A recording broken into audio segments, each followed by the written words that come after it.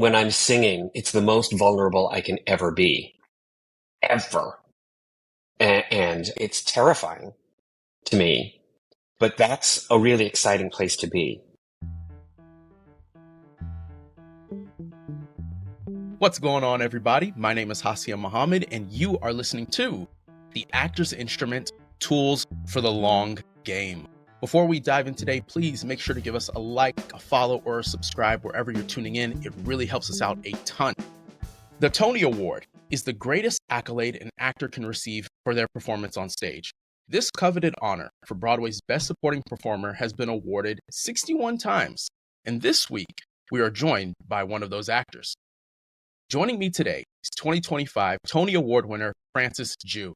That's right, Francis won a Tony Award this year for his performance in David Henry Hwang's Yellowface, alongside with an Outer Critics Circle Award, an Obie and Lucille Lortel Award, all for the same role. Different productions in time, but all for the same role. Some of his other credits include the original Broadway production of Pacific Overtures, M. Butterfly, and Thoroughly Modern Millie. On TV, he's appeared on shows like Madam Secretary, New Amsterdam, and The Good Wife.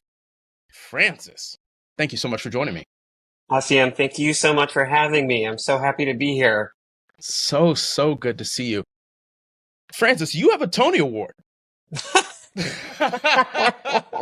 Yeah, I don't think anyone who had met me at the beginning of my career would have predicted that. I got to tell you. When I was in school, I didn't go to school for this. So I was an English major in college because my parents told me that they would disown me if I studied theater.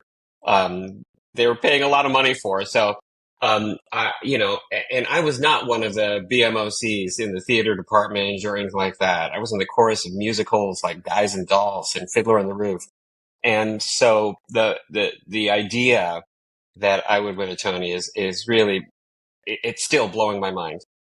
It's one of those crazy things where I feel like a lot of actors, it's one of those things that you're like, oh, maybe like that would be cool, and I feel like there are actors who feel that way. And then there are actors who are like, oh my God, it is my lifelong dream to win a Tony Award. And I feel like either way, it's got to be just such a shock. I was told that, if they call your name, everything goes blank. And so you have to be ready. And it's absolutely true. Just everything is a blur. And I had to look back at a recording of my acceptance speech to remember exactly what I said. It was a really strange moment, but one that I really, once I was nominated, I thought a lot about exactly how I wanted to use that moment if it ever happened. And I'm really grateful that for, a moment, I got to speak to our industry from that microphone and say something that I think in this point in history, I wanted to say. No, I did watch your acceptance speech. And you acknowledged, the being an Asian American actor, and you acknowledge the ones who have come before you. Could you speak a little bit more to that? Because they give you a short amount of time to speak.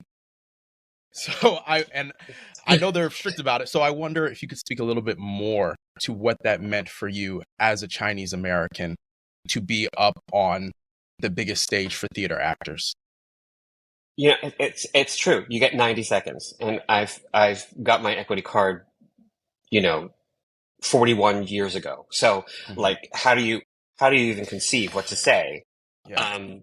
And the first thing that I wanted to do really was acknowledge that, without wagging a finger at anybody, that, I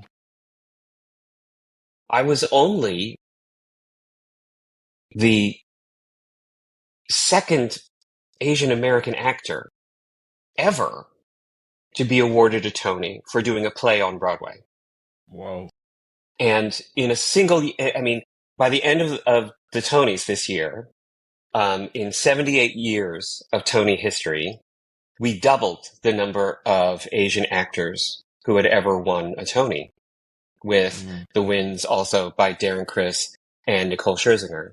So that's now 6 in 78 years of Tony history. So, that's not to say, though, that there haven't been amazing and deserving actors of all stripes who just don't get the attention, who aren't given the credit Sure. that they so richly deserve. And I wanted to acknowledge that.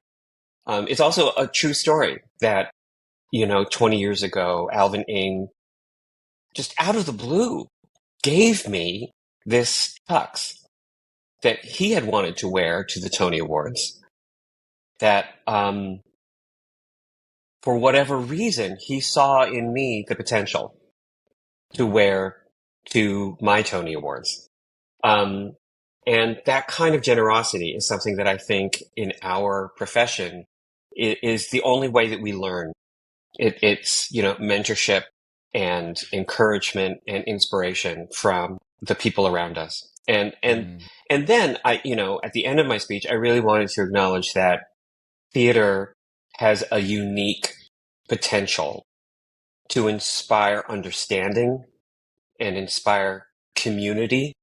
And especially live theater has this potential to open people's minds to other people and other ways of looking at the world, and perhaps imagining a better world that we can all share than a lot of other influences that we have in life right now. And so now is a time when I think we in the theater industry need to be looking at that role, that responsibility very seriously, because we are about to lose the freedom of expression that we have guarded so selfishly for 250 years.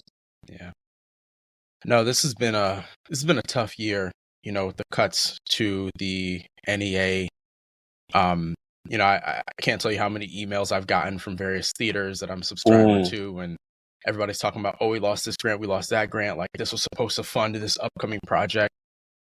So yeah, absolutely appreciate you taking the opportunity to use your platform, as a kind of call to action, because, I know we all believe this. The work we do is beautiful, but it really is important. It is important, the work that we do. Now Truly. on the brighter side of things, you're the first Tony Award winner that I've had on the show. We've had many nominees. We've had some, and people who are certainly deserving of the award, but only goes to a handful of folks every year. Is life different now? Like, are you getting some interesting phone calls?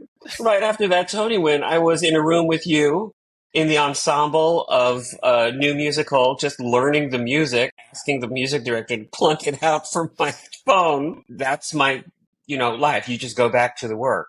At least for me. Yeah. I remember right after I got nominated, I ran into Lea Salonga, whom I adore and I idolize. And she said,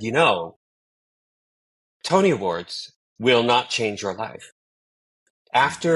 If you win, you will still be that little brown baby. And she told me a story about how after she won for Miss Saigon, her representation was submitting her for all these new musical projects. And they were told on several occasions, no, we're not looking for Asians in that role.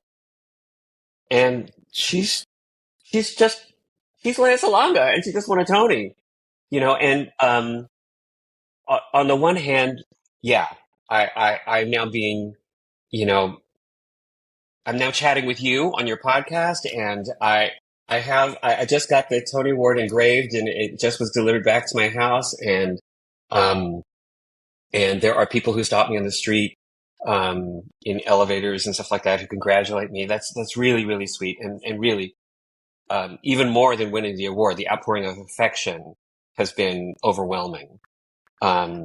Truly overwhelming after, 41 years of relative anonymity. But like you still just you have to do the work. Yeah. At least for me. For Right. other people, maybe that's different because, they're young, they're hot, they're, big musical theater stars that can then use their voices for, other kinds of things, concert work, other kinds of things. But, we'll see. It's been a month and, we'll see. But no, it's always just been about doing the work. And thank goodness that's always been what's motivated me. That's what it has really excited me, was just doing the work. That's what's up. And Francis, I didn't know that you won a Tony Award when I asked you to be on the show.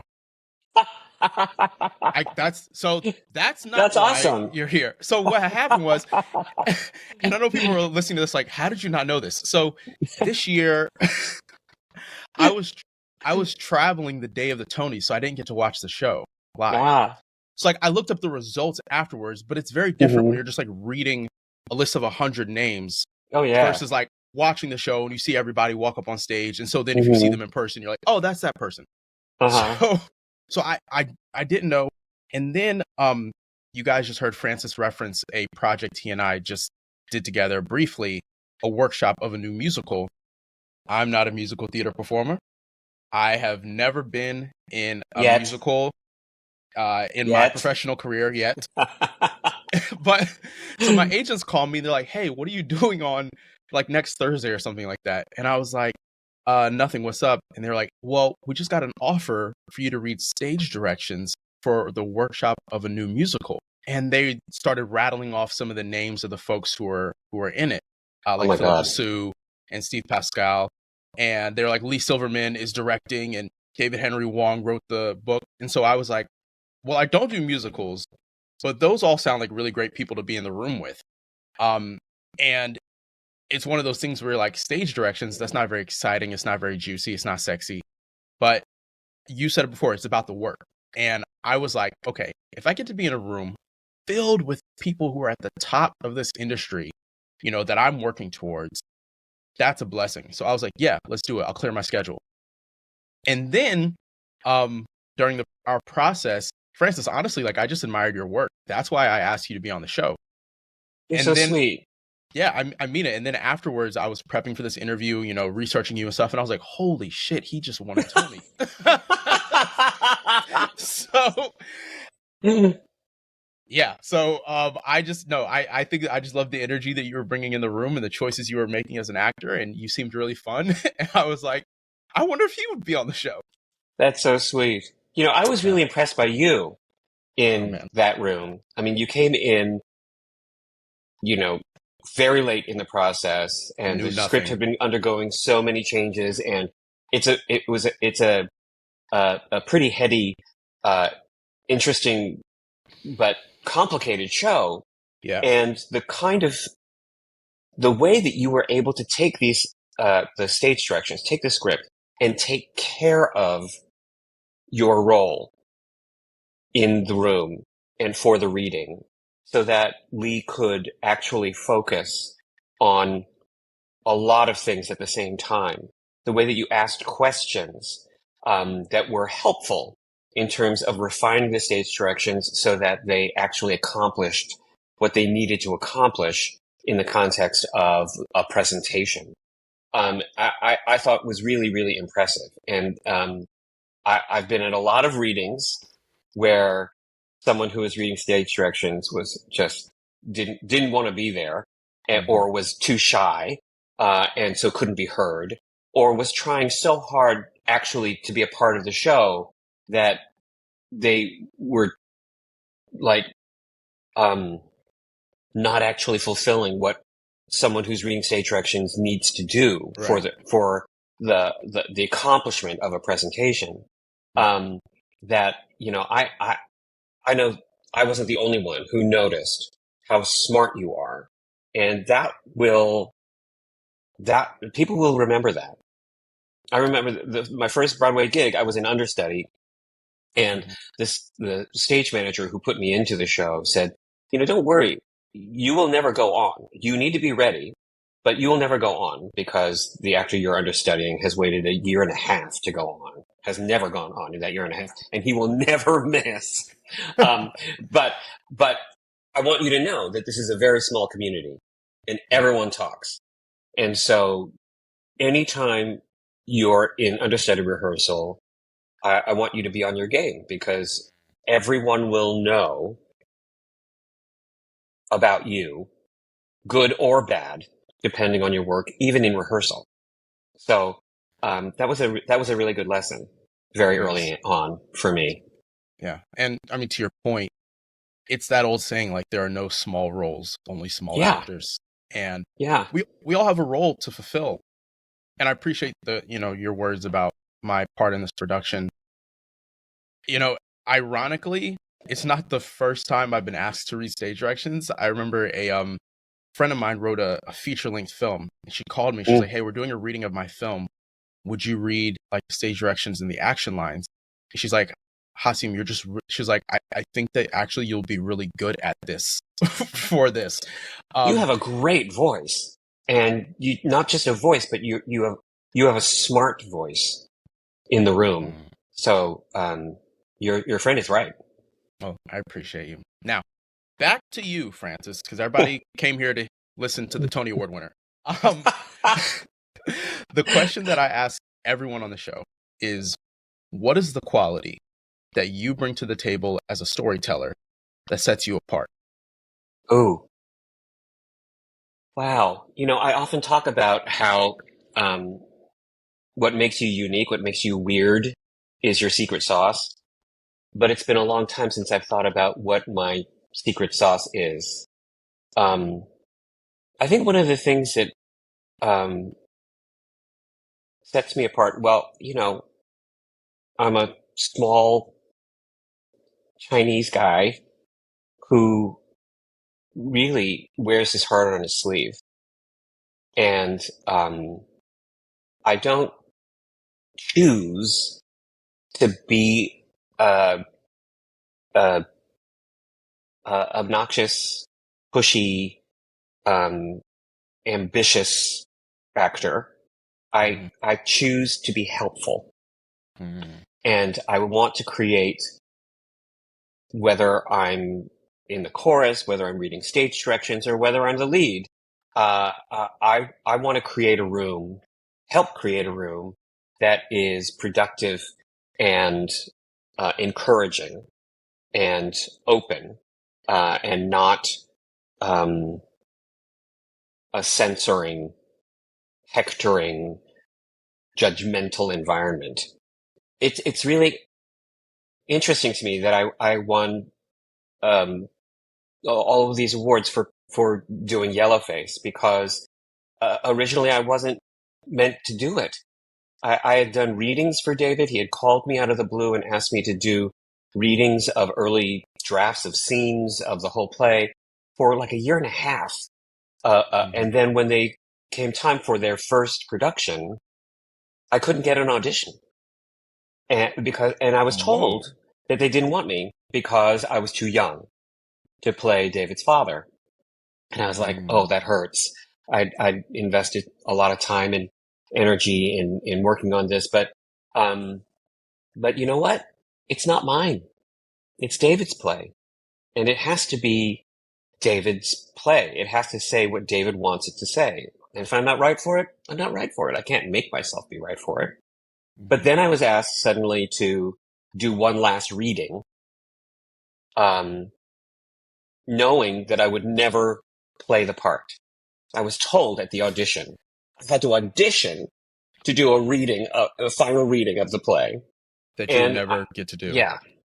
And I asked my husband, am I just being a doormat? Am I setting myself up to have this sort of doormat reputation? And Randy said, be helpful. This isn't the last play that David's going to write. It's not the last play that Lee's going to direct. So I was like, okay, great. And because I knew I was never going to play the part, I was so free. I would try anything.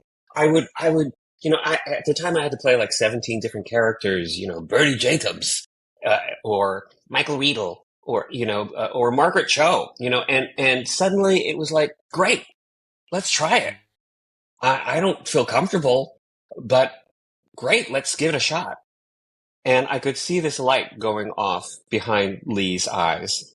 And so by the time that the show came to New York after its initial production, they asked me to, after some machinations, they asked me to do the show. So, I've always thought that, being of service is sort of my MO. And that I think I've got that reputation. Man, what an incredible story. Also, because the first production you did was, correct me if I'm wrong, like 2008? 2007, 2008, yeah. Okay, so that is 2008 was 17 years ago. Mm-hmm. And here we were 2 weeks ago in the room with the very same director and writer working on a whole other play. And I can only assume that it is because you were so helpful to their process and the process for the production in the past that, like, why wouldn't they call you back to continue to collaborate? Yeah, I'm not somebody who thinks that, I believe that I'm right for anything. I think that I have certain attributes that are right for certain things and not right for other things. I'm better at some things than other things. There are things that I still need to work on, skills and access to certain parts of my emotional bag of tricks, or my physical bag of tricks, my psychological bag of tricks that I can work on. But there are certain things that you're just right for. And for whatever reason, I felt a real connection to that set of roles, particularly David's father in Yellowface. And because of that, I've worked with Lee on maybe 7 different shows in the last, Wow. couple of decades, and almost that many shows with David as well. I've been really, really lucky that there are a number of people who I've worked with who ask me back. And half of it is talent, and the other half is, do you want to hang out with this person in the room? And if they're just a pain in the ass, then is their talent worth working through all of that, mishigas? Right. No, absolutely. Now, because I'm someone who doesn't do musicals, I ironically, my community is made up of actors who mostly do straight plays, Mm-hmm. television, film, commercial, that kind of thing. So I do want to take the opportunity, having someone like yourself who has had such, I mean, your resume, I'm reading through it, and I'm like, holy smokes, the amount of work you've done across levels, right? From regional theater productions that probably hardly anybody saw, Mm-hmm. to recurring roles on TV, to Broadway stages, specifically your musical theater toolkit, that bag. What is the most important aspect for you as a musical theater performer? Like what is the tool that you feel like MTs need to hone the most? I've always, whether it's a musical or a play, I've always only chosen to do work that says something that I want to say alongside the creative team. I've been lucky that way. And sometimes it has meant that I'm really poor because those opportunities don't come around all the time. But even a show like Thoroughly Modern Millie, which is it's a difficult but a very a happy show, and it's a comedy. It's a musical comedy, but it's also about people coming to New York and trying to remake their lives and make a new America, a better life for you and your family. And Millie comes to New York to do that. Miss Dorothy comes to New York to do that. Jimmy comes to New York to do that, and so do the Chinese guys. And it was a lovely place to visit for a couple of hours, 8 times a week because of that story for me. Um, Other musicals I've done, like Kiss of the Spider Woman or Cabaret, have other things to say that I just, at the time that I was made those offers, I wanted to say. I've never thought of myself as a singer-singer. I've never thought of myself as a dancer-dancer. But I trained in both, as much as I could afford. And when I needed help, I asked for it, in those respects. And I, I just feel like when you're doing, for me, when I'm singing, it's the most vulnerable I can ever be, ever. And it's terrifying to me, but that's a really exciting place to be. Um, a lot of people say, in musicals, people start to sing because they can't express themselves any other way, that suddenly they have to sing. For me, I have to sing because I'm that terrified most of the time. It's how to walk on that tightrope with no net. Um, the irony is that, you do have a net. The music itself is a net, is an emotional net. It's communicating a lot, to the audience that supports, if you understand the part in the song and the lyric, that supports what you're trying to say. But for me, it's that challenging. It's that terrifying. Um, and the act of trying to manage that fear of vulnerability is part of what theater's all about, and part of what an audience, I think, can experience along with you. And that's what keeps people on the edge of their seats is he going to make it? You know, what is he saying, at that given point? And do I agree with that? Do I feel that too? All of those things, you're sort of suddenly made awake because of the danger involved. That's always been, I mean, other people feel more confident when they're singing suddenly, more confident when they're dancing. Me, it's exactly the opposite. So yeah, all of us come to this from very different points of view, and it's in discovering what that point of view is for you and working with that I think gives us our secret sauce.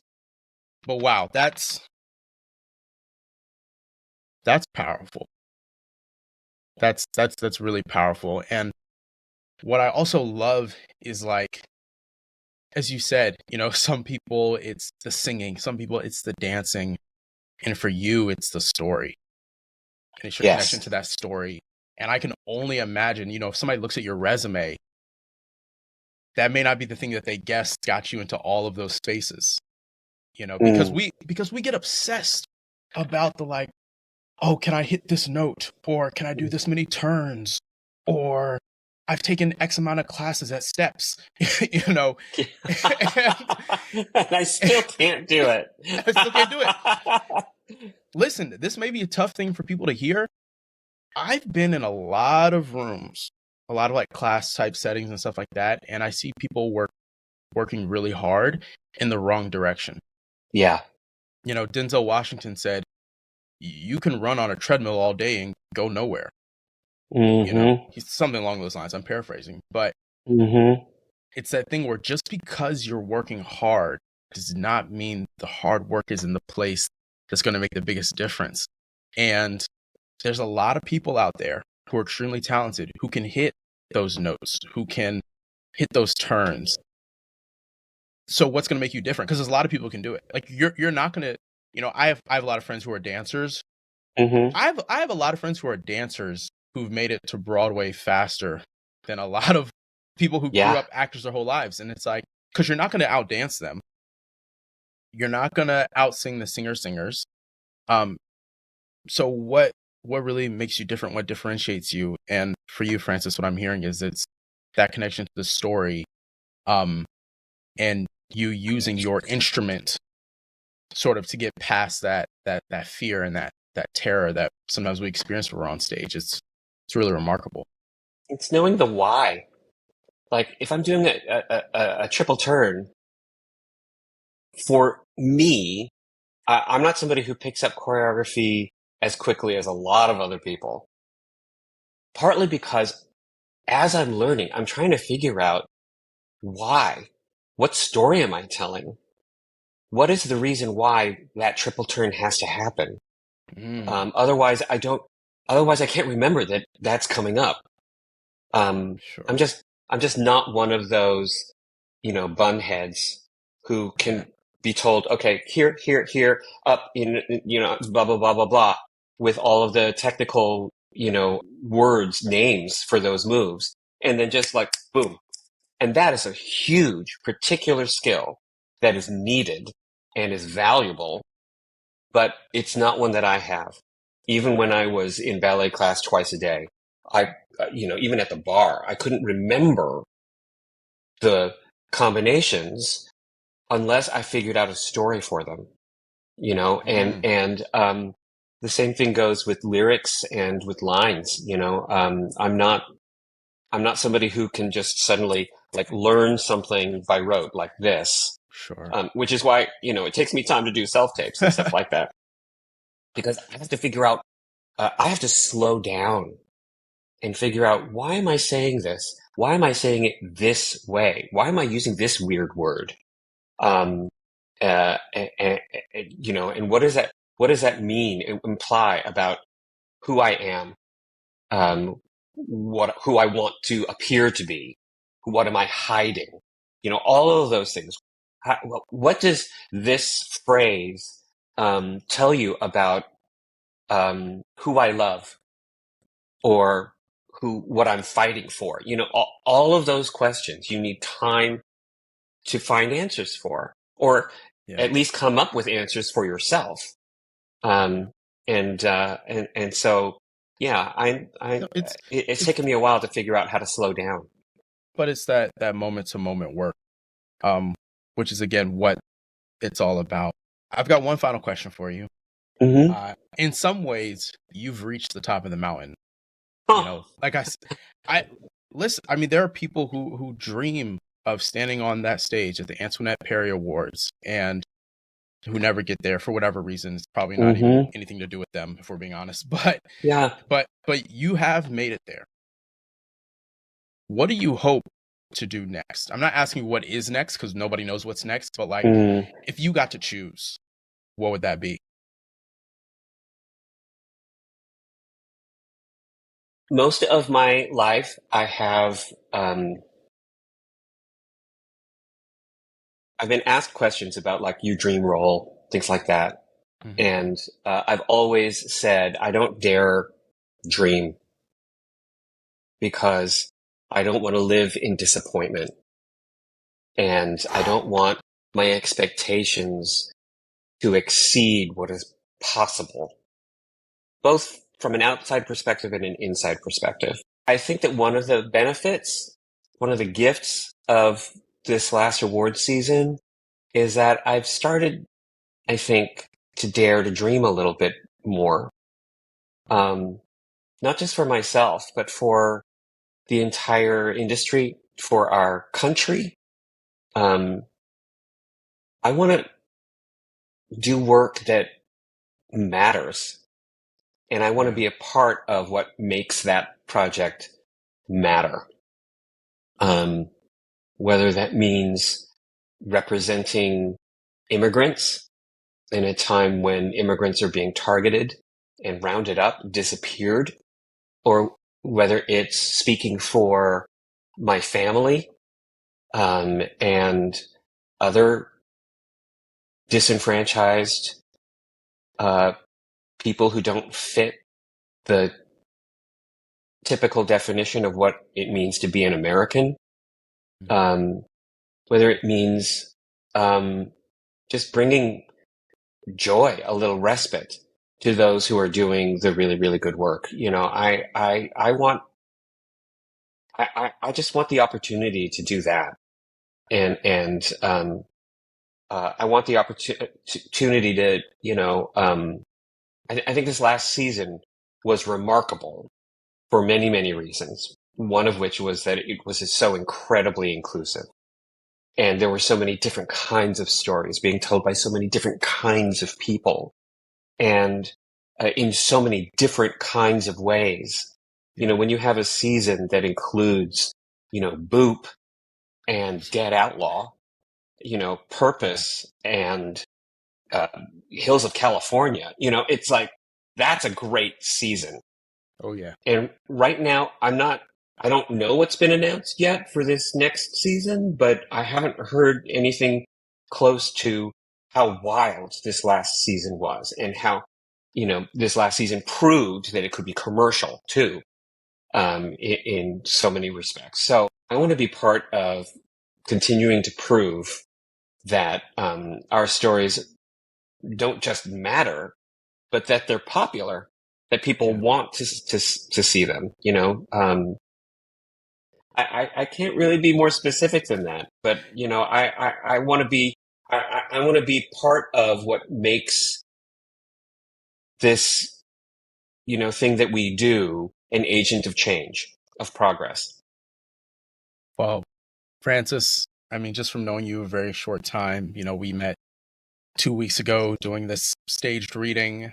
Just the beginning. Just the beginning. And I didn't know you had a bajillion awards at the time. It was. See what getting old will do you? It really was your energy. And I think that response you gave is really indicative of who you are. And that was clear to me from that first day getting to be in the same room with you. So I hope that what is next for you is that. I hope that it does fulfill you in that way and it does give you that sense of purpose. And I have no doubt that that is what is next for you because that's what you lead with. So, Francis, thank you so much for your time. You too. This was amazing. You too. Thank you so much. If you enjoyed this conversation with Francis Jue, then you'll love a recent interview I did with Criminal Minds' McKenna Kerrigan. So be sure to check that out. Thank you all so much for tapping into this episode of The Actor's Instrument, and big thanks to our co-producers and distributors at Next Chapter Podcasts. We'll be back next Tuesday. Until next time, y'all. Peace.